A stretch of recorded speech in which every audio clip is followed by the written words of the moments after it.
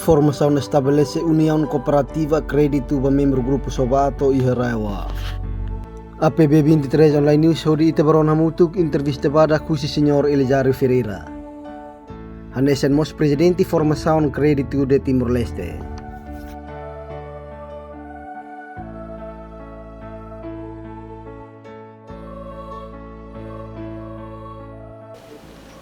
Formação hago identidade, colher com a identidade cooperativa, colher com a gestão financeira, plano, receitas nas despesas familiares e construir o estabelecimento cooperativo.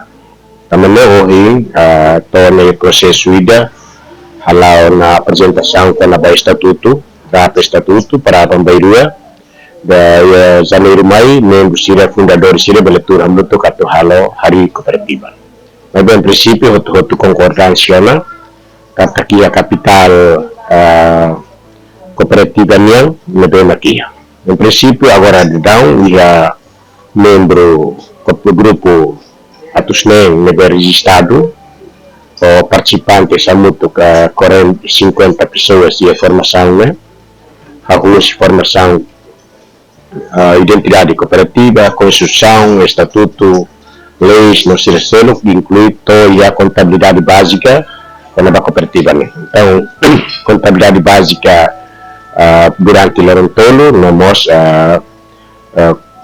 quando a princípio da valores cooperativa, né, Loronrua, né, maka concluir da cooperativa. Também dele dirigente sira otu ia na India conclusão makna otu hakarakuni estabelece cooperativa. Então, parte formador sira apresenta na estatuto de draft. Em princípio, participação ativa tertebes, usi lista presença laia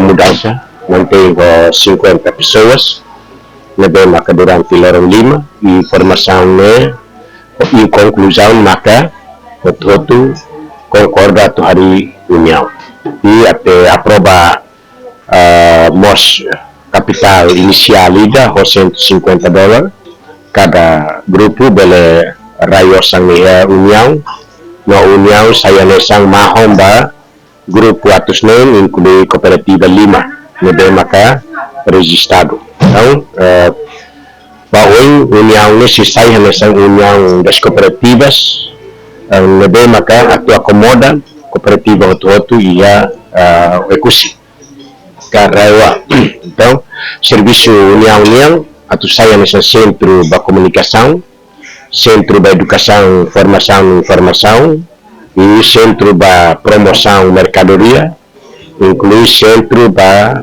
organização, mobilização e motivação permanente da membro nova cidadão otu ia ekusi rawa. Menarang Elizario Ferreira, hanesang formador, hanesang bos presidente Confederação Nacional das Cooperativas de Timor-Leste.